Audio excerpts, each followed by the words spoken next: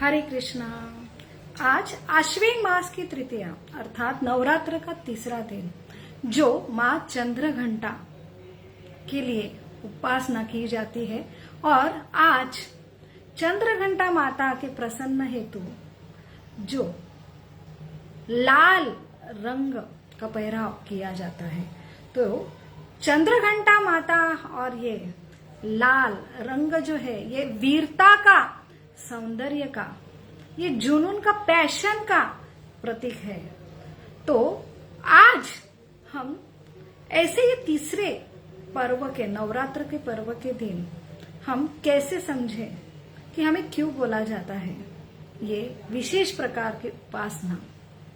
व्रत तपस्या अगर नहीं होती है, कम से कम आज के दिन विशेष रूप से ये चंद्रघंटा माता जो एक पार्वती माता का रूप है, और ऐसा क्या हुआ था जो आज के दिन विशेष ये लाल कलर का पहरावा जो है बोला जाता है।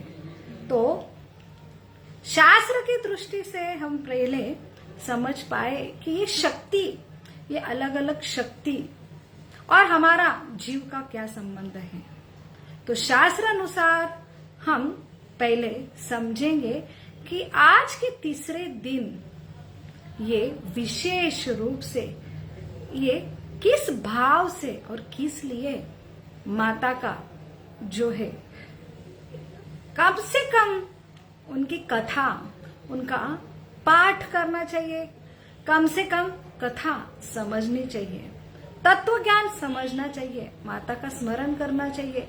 ऐसे बहुत सारे सृष्टि में बदल होते हैं, इसलिए नवरात्रि का पर्व मनाया जाता है। तो नवरात्रि ये विशेष, ये सृष्टि के जीव के रक्षा, और रक्षा के बाद नकारात्मक शक्ति के ऊपर विजय पाकर ये सकारात्मक ऊर्जा, और उसके बाद जो उनकी प्रगति है वह आध्यात्मिक ज्ञान तक लेके जाए, और वहां से ऐसे ये सृष्टि के रचयिता भगवान, जो दशहरा दिन है, तो भगवान के लिए ये जीव समर्पित हो। तो भगवान के लिए ये जीव, ये उनका ही जो मोह नाता है, संबंध है, भगवान से है। और ये त्रिगुणात्मक शक्ति ये जीवों पर हावी होती, इसलिए जीव भगवान का अपना प्रेममय संबंध जो है खो देता है, उनका विस्मृति होती है, और अलग अलग नकारात्मक शक्तियां यह हावी होती है। तो भगवान का और जीव का मिलन, जिसे योग कहलाते हैं, इसलिए तो ये सारे जो सनातन संस्कृति, सनातन अर्थात हर जीव जो सनातन है सृष्टि में, हर जीव, ये धर्म हम बाह्य शरीर द्वारा हमने रचाए, अपने अपने स्वभाव अनुसार जो हम आए, और हमने ये सृष्टि के तीन गुण, रजोगुण, तमस गुण और सात्व गुण, इनके प्रभाव की वजह से उनके ऊपर एक आवरण डाला जाता है। हर एक जीव को स्वतंत्रता दी जाती है, उसके अलग अलग भाव, स्वभाव के अनुसार उनको रियलाइजेशन, एक जो अनुभूति होती है, उसकी वजह से ये अलग अलग जीव, नास्तिक होता है जो ऐसे शक्तियों के ऊपर विश्वास नहीं करता। अगर सत्व गुण का प्रभाव है, तो ऐसा साधना करके, शास्त्र का पठन करके, जो साइंस है, जहां पे हम जो है रियलाइज करें, साक्षात्कार करें, तो वो नतमस्तक होता है, आस्तिक बन जाता है। आस्तिक में भी वो निराकार शक्ति का जो है साधक बन जाता है। वहां पे अलग अलग शक्तियां की उपासना होती है कि मैं कैसे ये सृष्टि में आनंदी रहूं, ये अलग अलग शक्ति मेरे ऊपर हावी हो रही है, तो मुझे ये सृष्टि में अच्छा रहने के लिए मुझे इनकी उपासना करनी होगी। ये जो इच्छा के वजह से ये जीव निराकार स्वरूप की जो उपासना करता है, और प्रगत जीव जो है साकार रूप तक चले जाते हैं। साकार रूप तक उनको और रियलाइजेशन होता है देव देवता की शक्ति जो उनके ऊपर श्रद्धा। तो ये श्रद्धा ये साइंटिफिक है, और बिना कोई प्रयास, बिना कोई शुद्धता और कृपा की वजह से ये श्रद्धा तैयार होती है। तो यह भारत भूमि में हमारे जो संस्कृति में ये सनातन है, ये जीव, उनका अंत नहीं है और उनकी शुरुआत भी नहीं है। ऐसे सारे जीव को स्वतंत्रता दी अपने अपने धारणों से, उनको ये शक्ति बहिरंगा शक्ति हावी होती है और अलग अलग उन्हें स्वतंत्रता से वो अलग अलग धर्म स्वीकारते हैं और उनको अलग अलग ऐसे वो जो कुछ कार्य करते हैं, साधना करते, और उसके हिसाब से उनकी श्रद्धा जागृत होती है या अश्रद्धा जागृत होती है, और उसकी वजह से वो नतमस्तक होकर ऐसे अलग अलग शक्ति द्वारा नचाए जाते हैं। तो जो थोड़े प्रगत है वो साकार रूप में अलग अलग देवी देवता की उपासना करता है। उसमें भी जो है कुछ कामना कि मुझे ये चाहिए वो चाहिए, इसलिए निराकार जो शक्ति को मानते हैं वो अलग अलग बहुत ध्यान, मेडिटेशन इस विशेष नवरात्र पर्व के लिए करते हैं। अलग अलग चक्र जागृत करते हैं। हर एक दिन हर एक विशेष माँ की आराधना वो इसलिए करते कि अलग अलग चक्र वो जो है जागृत करे, जिससे वो निराकार जो ऐसे भगवान की शक्ति से वो जुड़े और इस जगत जो उन्हें ज्ञान प्राप्त होता है साधना से, ये जगत दुखालय और इससे मुक्ति के लिए वो प्रयास करते हैं। प्रगत जो है साधक वो ऐसी शक्ति का उपयोग अलग अलग सिद्धियां प्राप्त करने के लिए कि ये सिद्धियां मुझे प्राप्त होती, अणिमा, लघिमा, गरिमा, महिमा, इशिता विशिता प्राप्ति, उससे वो यहाँ पे जो है सिर्फ आनंदी नहीं, एक जो है प्रभाव शक्ति से यहाँ पे अलग अलग ग्रहों का जो है भ्रमण करता है।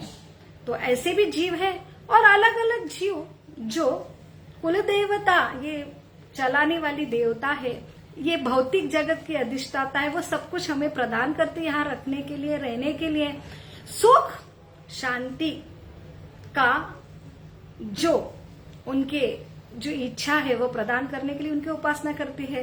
कोई कर्तव्य की भावना से कि कुछ भी नहीं है, देवी की वजह से, ये शक्ति की वजह से सृष्टि और हम चलायमान है, इसलिए ये विशेष शक्ति ये जीवों की संरक्षण के लिए 9 रात अलग अलग नकारात्मक शक्ति, आज हमें आसुर दिखते नहीं, माँ दिखती नहीं, लेकिन ये सृष्टि में विशेष बदल होता है ये दिनों में।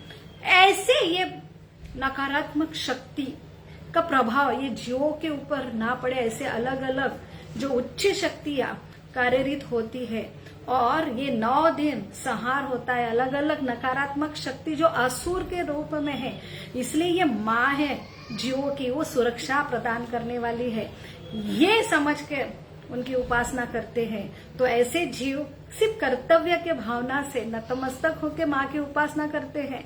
और प्रगत जीव है जिन्होंने नकारात्मक शक्ति जो है उसके ऊपर विजय पाके सकारात्मक शक्ति, श्रद्धा और भक्ति से ज्ञान की प्राप्ति की आध्यात्मिक वो समझ लेते ये महामाया कैसी वर्क करती है।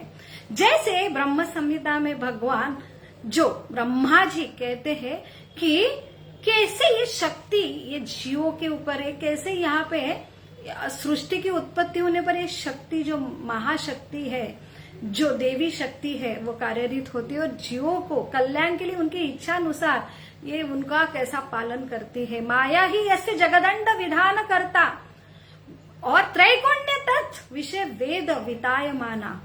तो ये त्रैगुण्य शक्ति द्वारा ये सारे जीव चलायमान होते हैं और जो वर्णन करते पूरे जो ग्रहों का, ये सारे सृष्टि का कि कैसे गोलोक नाम ने निज धाम ने तले सत्य, जो गोलोक नाम का सबसे ऊपर का आध्यात्मिक धाम है। देवी महेश हरिधाम सुतेषु तेषु, ये देवी धाम है। जो ये भौतिक जगत है उसे देवी धाम कहा जाता है क्योंकि ये विशेष ऐसे बहिरंगा दुर्गा शक्ति का द्वारा चलाया जाने वाला ये लोक है। और फिर ब्रह्म संहिता में जो ब्रह्मा जी कहते हैं सृष्टि स्थिति प्रलय साधन शक्ति रेखा छाये वयस्य भुवनानि भुवर्ति दुर्गा इच्छा न रूप तम अपीत तेष्टते सा गोविंदमादि पुरुषम तमहम भजामि। तो दुर्गा का वर्णन यहाँ पे आया है कि कैसे ये सृष्टि प्रलय साधन, ये सृष्टि तैयार होती है, चलती है, फिर प्रलय में चली जाती है। तो इसका सारा देख रहे कि दुर्गा नाम की शक्ति, जहाँ पे दुर्गा ये नाम हमें शास्त्र में वर्णन आता है। और भगवान कहते भी है, देवी ऐसा गुण माया मम माया दुरतया मायाम ते प्रपंदते मायाम ते तरंती ते। जो मेरे शरण में आए हैं उनको ये शक्ति समझ के वो मेरे शरण में आता है, तो इसलिए पूरा वो अंधकार से मुक्त होता है और उसे पता है मैं क्यों आया हूं। अल्टीमेटली ये माया देवी के सामने वो नतमस्तक होके, और उसका जो प्रयोजन है कि अल्टीमेटली भगवान से शरणागति लेना, तो ये जो है प्रयोजन है। तो आज लाल कर जो लाल रंग है, चंद्रघंटा माता जो है, उसका जो विशेष क्या प्रयोजन है, ये जीवों को ये क्या प्रदान करती है और हमने किस भाव से उनका स्मरण करना चाहिए है, और क्या गुण हम आज ये इस कथा से हमने अंदर, जो हमारे सिर्फ कथा मात्र से ही, देवी के कथा मात्र से हमारे अंदर चेतना में ऐसे ये गुण जागृत होते हैं। सबसे जरूरी 3 दिन जो है नकारात्मक शक्ति, जो भगवान देवी, ये देवी का रूप है, जो उनके अलग अलग कथा से हम ऐसे नकारात्मक शक्ति, जो हम स्वतंत्र हुए, इसलिए काम क्रोध लोभ मोह मद मस्त जो वासना और ये जो लालच अहंकार से अंधकार, जिसमें भ्रम में जीव आता है, उससे हम जो है विजयी होते हैं। तो ऐसे ये देवी, विशेष देवी, ये वीरता, ये ऐसे अलग अलग नकारात्मक शक्ति जो बड़े बड़े आसुर के रूप है, उनका संहार करने वाली ये माँ दुर्गा का आज का तीसरा दिन है। तो ये तीसरे दिन में ये माँ जो है, पार्वती माँ चंद्रघंटा का रूप लेके आई है। तो आइए हम भगवान का और गुरु का जो है याचना करें, और हमें आज का जो प्रयोजन है, चंद्रघंटा माँ जो पार्वती देवी का रूप है और दुर्गा माता के अलग अलग जो अवतार है, उन्होंने कैसे हमारे जीवों की रक्षा के हेतु उन्होंने कैसे कैसे कार्य करे। ओम अज्ञानतिमिरान्धस्य ज्ञानाञ्जनशलाकया चक्षुरुन्मीलितं येन तस्मै श्री गुरवे नमः। जय श्री कृष्ण चैतन्य प्रभो नित्यानंद, श्री अद्वैत गदाधर शिवासादि गौर भक्तवृंद। हरे कृष्णा कृष्णा कृष्णा हरे हरे, हरे राम राम राम हरे हरे। मूकं करोति वाचालं पंगुं लंघते गिरिं यत्कृपातमहं वन्दे श्रीगुरु दीनतारिणं परमानंद माधवं श्री चैतन्यम ईश्वरम। हरे कृष्ण।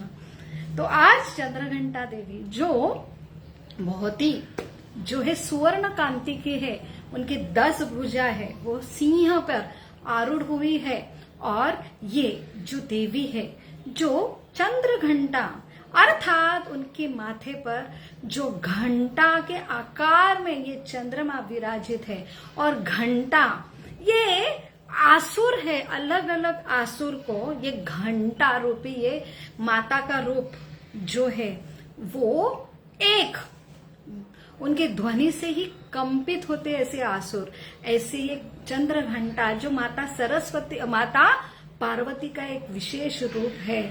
तो ये प्रतीक है कि सहार का, पैशन का, जुनून का, ऐसे ये आसुरी वृत्ति को जो है पूरा संहार करने के लिए ऐसी तैयार हुई है। तो हमें आज जो लाल कलर है वो रजोगुण का प्रतीक है, तो हमें कोई भी कार्य करने के लिए रजोगुण आवश्यक है। और ये अगर हम सकारात्मक शक्ति के अंडर अगर लाल ये रजोगुण हम धारण करते हैं, तो हम नकारात्मक शक्ति के लिए ऐसे जुनून, पैशन का उपयोग कर सकते। परंतु ऐसे अगर सकारात्मक ऊर्जा हमारे ऊपर नहीं है, आशीर्वाद नहीं है, तो वही ये लाल रंग जुनून ये बहुत ही विध्वंसकारी हो सकता है। इसलिए ये शक्ति सिर्फ स्त्री का नहीं है, सारे जीवों की शक्ति है। रजोगुण अगर हावी होता है और उसमें सकारात्मक ये डिवोशन, प्रेम नहीं है तो ये बहुत ही डेंजर, ऐसा ये पैशन है। तो ये हमें रजोगुण को उपयोग करने के लिए, ऐसे दूसरों को कल्याण करने के लिए हमें आशीर्वाद की जरूरत होती है। तो वही आशीर्वाद हम देवी माता से आज के दिन उनकी उपासना या स्मरण, उनकी कथा का स्मरण करके हम ये गुण आत्मसात करना चाहते हैं, क्योंकि ये कलर, ये रजोगुण बहुत ही जरूरी है। इसके बिना हम कोई कार्य नहीं कर सकते, लेकिन वो बैलेंस होना चाहिए। तो क्रियाशीलता बहुत जरूरी है, लेकिन वो जैसे एक एनर्जी है, बहुत हॉट भी हो सकती, विध्वंसकारी हो सकती। तो वो हॉट होना जरूरी है, लेकिन उसका उपयोग दूसरे के कल्याण के लिए करना चाहिए। ये जो आज चंद्रघंटा, ये लाल रंग हमें संदेश देती है। तो चंद्रघंटा ये दुर्गा माँ की जो कथा है कि जैसे अलग अलग पाठ नवरात्र में किए जाते हैं, उसमें विशेष रूप से जो है मधु कैटभ, ये राक्षस का वर्णन आता है। अलग अलग कल्प में दुर्गा माँ का जन्म जो है, अलग अलग उनकी कहानियां हैं। तो एक विशेष जो कहानी में, जो कथा में योग माया, ये दुर्गा माँ का जन्म हुआ, जो उसमें मधु और कैटभ नाम के ये राक्षसों का वर्णन आता है। कि ऐसे ही जो मोहिनी अवतार में भगवान ने जब राहु केतु का वध किया, और वो ये बहुत ही भगवान विष्णु के विरोधक हुए, ये ऐसे नकारात्मक शक्ति की ये प्रतीक है। तो कैसे ये गठबंधन करते सारे जो नकारात्मक ऊर्जा वाले और आसुर बन जाते, वैसे ही शनि, ये तीनों का गठबंधन होके वो विष्णु के विरुद्ध के लिए जो है बहुत ही प्रयास करते हैं। तो ऐसे ये विष्णु को जो है पूरा ये समझ नहीं आता है उनको कि भगवान विष्णु से ही हम आए हैं, या सारी सृष्टि चलाने वाले वही हम उनके अंश है, लेकिन ये आसुरी भावना से भ्रमित होते, नहीं समझ पाते, मोहित होते हैं। तो ये वैकुंठ में जय विजय के द्वार पर आए, उन्होंने उनको आसुरी शक्ति से मोहित किया, और भगवान विष्णु अपने योग निद्रा में थे, और योग निद्रा में उन्होंने उनके कर्ण में प्रवेश किया। अभी ये भगवान की योजना है, भगवान योग निद्रा में हमारे जैसे सोते नहीं है, ये ब्रह्मांड की निर्मित उनके योग निद्रा में होते हैं। तो वहां पे उनके ही कर्ण में ये नकारात्मक शक्ति ने प्रवेश किया, तो वो कर्ण से मधु कैटभ नाम के राक्षस की उत्पत्ति हुई। जैसे उत्पत्ति हुई, बहुत हाहाकार मचा दिया, क्योंकि अभी तो वो विष्णु के जो है शरीर से उनकी उत्पत्ति हुई, तो विशेष शक्तियां थी, परंतु नकारात्मक शक्तियां पूरे ब्रह्मांड।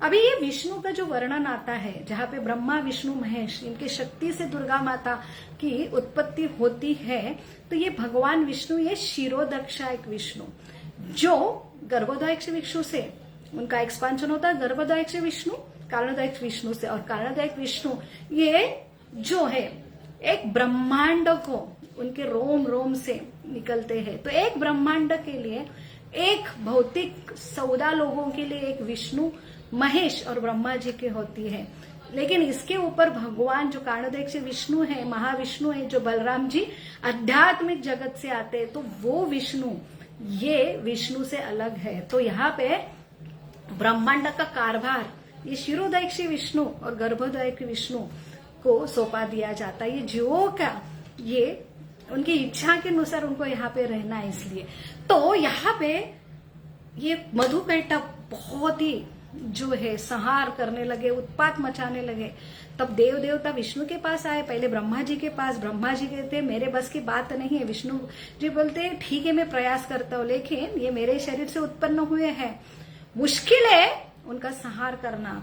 तो उन्हें वरदान मिला था कि मैं कोई भी अस्त्र शस्त्र देवता से मनुष्य से मारा नहीं, जो अमर का वरदान लेके आए ये मधु कैटभ।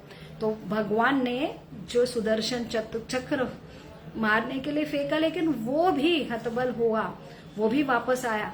तब जाके देव देवता का उन्होंने बोला अभी मैंने बहुत जो प्रयास किया, अभी मैं थका हूं, ये भगवान की लीला है, मैं अभी योग निद्रा में चला जाता हूँ। भगवान योग निद्रा में गए और वहां से योग माया की निर्मित हुई, वही एक दुर्गा माँ कहलागी गई। ये दुर्गा माँ जो योग माया है, योग माया अर्थात वो भ्रमित करती है, तो विशेष शक्ति की निर्मित हुई और फिर से विष्णु ने युद्ध करना प्रारंभ किया। ये जो मधुकैटभ, अभी मधुकैटभ के ऊपर योग माया, दुर्गा माया ने उन्हें भ्रमित करना चालू किया। तो ये भगवान की शक्ति है विशेष, वो ऐसे भ्रमित करने के लिए उनकी उत्पत्ति हुई है। और देखते देखते जैसे मोहिनी रूप में सारे असुर मोहित हुए थे, वैसे ये मधुकैटभ भी मोहित होने लगे और विष्णु के सामने, भगवान विष्णु के सामने नतमस्तक हुए, बहुत आकर्षित हुए और बोलने लगे आपको क्या चाहिए। और भगवान ने बोला कि मुझे ना आपकी मृत्यु करनी है। हाँ, तुम्हारे हाथ में अगर हमारी मृत्यु होती तो हमारा कितना सौभाग्य है। तो ये सारा योग माया का खेल था। वहां पे जो शनि थे वो अलग अलग, राहु केतु का असुर शक्ति थे, उनके शुक्राचार्य गुरु थे। उन्होंने बहुत मधुकैटभ को इस प्रभाव से बचाने के लिए बहुत प्रयास किया, लेकिन योग माया की शक्ति का प्रभाव था और उन्होंने जो विष्णु के हाथ से ही हम मारेंगे, क्योंकि उनको इच्छा मृत्यु का वरदान था और अभी उन्होंने खुद इच्छा की थी अभी मरना है, परंतु वो पानी से बाहर आए और विष्णु के हाथ से मारे गए। ऐसे मधुकैटभ नाम के राक्षस के लिए मारने के लिए सबसे बड़ा हाथ जो है दुर्गा माँ का, योग माया का हुआ। तो ऐसा ये बहुत ही सुंदर वर्णन आता है कि कैसे आसुरी वृत्ति से बचाने के लिए भगवान अलग अलग ये शक्ति के निर्माण करते हैं। तो वही वर्णन जो आता है एक कल्प में कि कैसे दुर्गा माँ, जहाँ पे महिषासुर नाम का राक्षस जो रंभा कुरंभा का पुत्र था, रंभा कुरंभा ये दोनों भी, ये कुरंभा अग्नि वरुण देवता का उपासक था और बहुत उत्पात करने लगा। इंद्र आए और उन्होंने ये जो कुरंभा की हत्या की, तो ब्रह्मा बहुत ही क्रोधित हुआ। उन्होंने अग्नि देवता की उपासना करके वरदान मांगा कि कोई देवता से, मनुष्य से मैं मारा नहीं जाऊंगा। और यहाँ पे एक गलती की कि एक स्त्री से मोहित हुआ और वो जो स्त्री थी वो भैंस के रूप में थी, जो दीदी की पुत्री थी।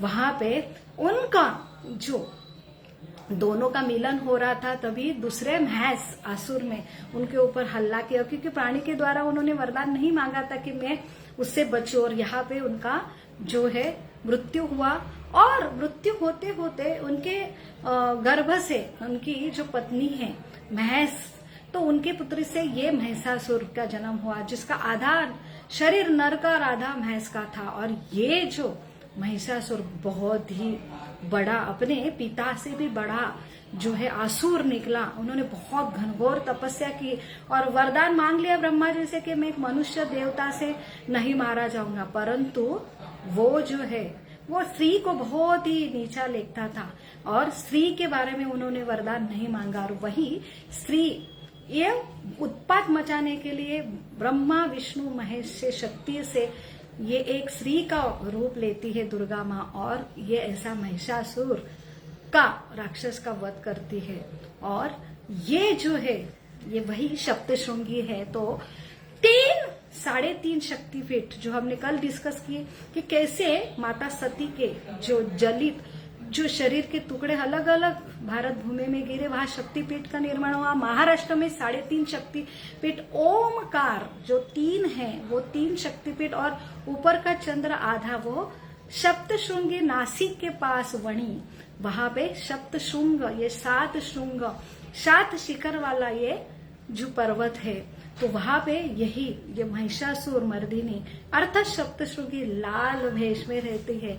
वो बहुत ही खूंखार, ये 9 रात में महिषासुर राक्षस से लड़ाई करके उसको संहार करके उन्होंने खून से लथे पथे अपने हाथ ये शिखर, ये पर्वत पे आके धोए हैं।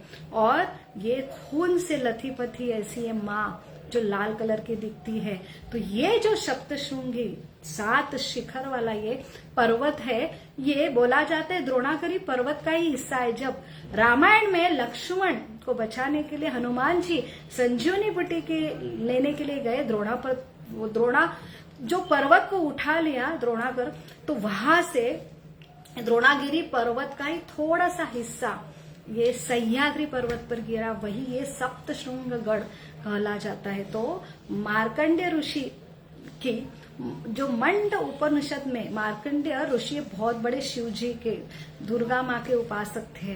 तो सारा जो वर्णन हमें माँ दुर्गा का जो मिलता है तो वो मार्कंड ऋषि, इनके उपासना और उनकी वजह से हमें प्राप्त हो रहा है। तो मार्कंडेय ऋषि यहाँ पे बहुत दिन उनका वास्तव्य हुआ और माँ जो सप्तशृंगी माँ की जो गर्दन है वो यहाँ पे टेढ़ी है। तो मार्कंडेय ऋषि पाठ सुनाते थे माँ को और वो उनको वो देखने के लिए ऐसी माँ झुकी हुई है। तो यहाँ पे बहुत ही महत्व है। हल्दी कुमकुम जो लगाते हैं एक सौभाग्य का लक्षण माना जाता है। महाराष्ट्र में विशेष रूप से तो ऐसा बोला जाता है ये असुर की हड्डियों का ये जो चूरा है, जो हल्दी कुमकुम जो एक प्रेत योनि से बचाते हैं, इसलिए हम महाराष्ट्र में स्त्रियां हल्दी कुमकुम लगाते। तो यहाँ से ही ये प्रति शुरुआत हुई। अलगंडक कुंड है यहाँ पे और विशेष रूप से मार्कंडेय ऋषि, ये जो ऋषि है उनकी बहुत ही रोमांचकारी कथा ये, जो उनके पिता मंड उन्होंने बहुत उपासना की तो उन्हें एक वरदान मिला कि आपको पुत्र मिलेगा। पुत्र प्राप्ति के लिए उन्हें बहुत तपस्या की। एक तो दो ऑप्शन थे, एक पुत्र जो अल्प यानी अल्प आयु हो, बहुत ही कम समय में उसका मृत्यु, लेकिन बहुत ही ये गुणवान पुत्र है, या मंद बुद्धि पुत्र मिलेगा, बहुत दीर्घायु होगा। तो उन्होंने चॉइस किया मुझे अल्पायु पुत्र चाहिए और उसमें ये मार्कंडेय मुनि का जन्म हुआ। होते बराबर अल्पायु आयु है और ये बहुत ही गुणवान था। उन्होंने शिव जी की तपस्या चालू की। 10 साल में जब यमराज लेने आए तो वो शिवलिंग में उन्होंने शिव जी का आश्रय लिया। यहाँ पे यमराज ने शिव जी का लिंग से ये मार्कंडेय को लेके जाने का प्रयास किया। तब शिव जी बहुत क्रोधित हुए और यमराज की मृत्यु की। तब यहाँ पे हाहाकार, क्योंकि यमराज ये जो सृष्टि है 7 लोगों की, इसके नियोजन के लिए इनका बहुत बड़ा विशेष है। क्योंकि यहाँ पे सृष्टि इसलिए चलाई जाती है कि जीवों को ये माँ दुर्गा माँ पनिश करती है। फिर कभी तो समझे क्यों अटके, इतना क्लेश क्यों है, फिर पनिशमेंट देने पर नरक में यातना होने को फिर से सुधारने के लिए डाला जाता है। तो यमराज ही खत्म हो गए तो कैसे सृष्टि चली। तो फिर से देव देवता शिव जी को शांत करते हैं। तब एक जो अट पर शर्त पर कि ये मार्कंडेय हमेशा अमर रहें। तो ऐसे मार्कंडेय सारे कल्प में, सारे मनवंतर में वो हमेशा रहते हैं। और ऐसे मार्कंडेय मुनि की जो कथा आती है, बहुत ही ऐसी एक कथा है कि वो शिव जी को प्रसन्न करते और बोलते हैं, और शिव जी को प्रसन्न किए हुए बहुत ही साल तक माता की उपासना करते, दुर्गा माँ की उपासना करते। तो एक बार जो विष्णु, भगवान विष्णु नर नारायण के रूप में उनकी उपासना भी करते, तो वो प्रसन्न होकर उनके सामने आते और बोलते हैं तो आपको क्या चाहिए। तो ऐसे मार्कंडेय मुनि जो है ये माँ दुर्गा की उपासना करने वाले बोलते मुझे ना ये शक्ति, माया शक्ति, उसका दर्शन आप दो। तो ये भगवान कहते मया देक्षण प्रकृति सुएत सचराचर, ये जो शक्ति दुर्गा माँ बहिरंगा शक्ति ये मेरे अध्यक्ष में कार्यरत होती तो भगवान ही माया का रूप दिखा सकते हैं। और ये ऐसे दीर्घायु या अमर हुए मार्कंडेय, कल्प में प्रलय होता है तो प्रलय में वो तुरंत ही उनके आश्रम से ऐसे महाप्रलय जहाँ पे कोई जीव ने, पूरा पानी पानी है, वो बहुत ही ऐसे ये अकेले मार्कंडेय ऋषि ऐसी ये महाप्रलय के पानी में बहुत ही उथल पुथल होके एक जगह रुकते, ऐसा महाकाय पानी उपस्थित है। उसमें एक बलगट जो वृक्ष का उन्हें दर्शन होता है और उसमें वो पत्ते में एक छोटा से भगवान कृष्ण भगवान अपना पैर का नाखून जो है मुंह में लेके ऐसा उनको दर्शन होता है। तो प्रलय का दर्शन हुआ तो ये महाशक्ति का दर्शन था। उन्हें समझा कि कैसे माया शक्ति, ये जीव जो प्रयास करना चाहिए भगवान को समझने के लिए वो नहीं करते, इसलिए हर समय जो है नित्य नैमित्तिक आत्यंतिक प्राकृतिक प्रलय होता है जब तक ये जीव भगवान की शरणागति नहीं होता। तो ये प्रलय का दर्शन भगवान की कृपा से उन्होंने किया, भगवान का दर्शन किया। तो ऐसे बहुत सुंदर मार्कंडेय ऋषि की कथा भी यहाँ पे हमको देवी भागवत पुराण में हमें समझती है। तो अल्टीमेटली सारा प्रयोजन है भगवान की शरणागति। हरे कृष्णा कृष्ण कृष्ण हरे हरे, हरे राम राम राम हरे हरे। आप आप सभी को तृतीय दिन की जो नवरात्र की लाख लाख शुभकामनाएं। हरे कृष्णा।